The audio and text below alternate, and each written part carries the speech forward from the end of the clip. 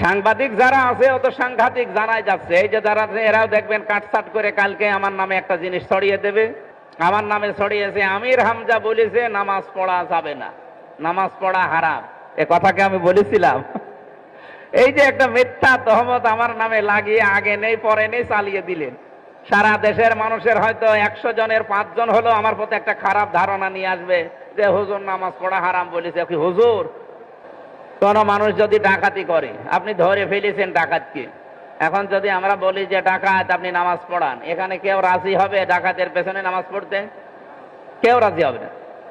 চোর চুরি করে ধরা পড়ে গেছে, এখন যদি বলি চোর নামাজ পড়ান, চোর হয়তো নামাজ পড়াবে, কিন্তু এখানে আমরা কেউ চোরের পেছনে নামাজ পড়তে রাজি না।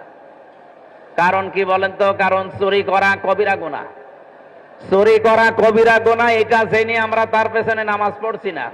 এরকম কবিরা গুনাহ পৃথিবীতে আর নেই।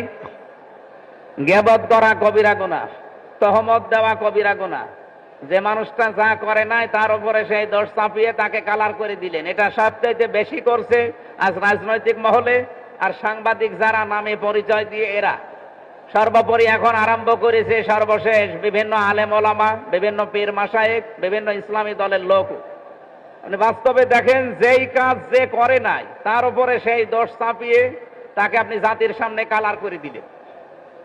আকীদার যে বিষয়গুলো নিয়ে প্রশ্ন করা হয়, রাজনৈতিক যে বিষয়গুলো নিয়ে প্রশ্ন করা হয়, এরকম প্রায় 7টা বিষয় আমি পেয়েছি যেগুলোর সাথে সরাসরি এই দেশের আলেম ওলামা, পীর মাশায়েখ এবং ইসলামী দলের লোকজন জড়িত। সাংবাদিক যারা আছে অত সাংঘাতিক জানাই যাচ্ছে। এই যে যারা এরাও দেখবেন কাটছাট করে কালকে আমার নামে একটা জিনিস ছড়িয়ে দেবে। আমি সেদিন কথাই বলেছিলাম লা তাকরাবুস সালাতা ওয়া আনতুম সুকারা, যে নামাজের ধারে কাছে যাওয়া যাবে না যতক্ষণ তোমরা নেশাগ্রস্ত থাকো। আমার নামে ছড়িয়েছে আমির হামজা বলেছে নামাজ পড়া যাবে না, নামাজ পড়া হারাম। এ কথাকে আমি বলেছিলাম। এই যে একটা মিথ্যা তহমত আমার নামে লাগিয়ে আগে নেই পরে নেই চালিয়ে দিলেন। সারা দেশের মানুষের হয়তো 100 জনের 5 জন হলো আমার প্রতি একটা খারাপ ধারণা নিয়ে আসবে যে হুজুর নামাজ পড়া হারাম বলেছে। কি হুজুর, আমি কি নামাজ পড়া হারাম বলবো? আমি কি পাগল?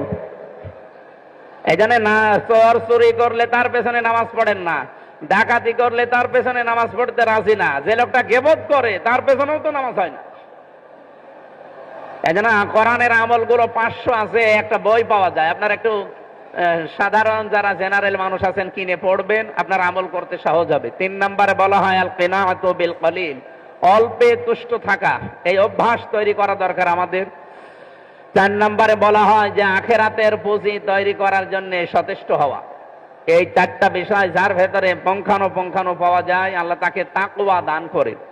রব্বুল আলামিন রমজানের সিয়াম সাধনায় এই 4টা বিষয়ে অর্জন করার মাধ্যমে শুভ পরিণাম যেহেতু অপেক্ষা করছে মুত্তাকিদের জন্য, ধৈর্য ধারণের মাধ্যমে এই 4টা বিষয় সামনে কাজে পরিণত করার তৌফিক যেন দান করেন, আমিন।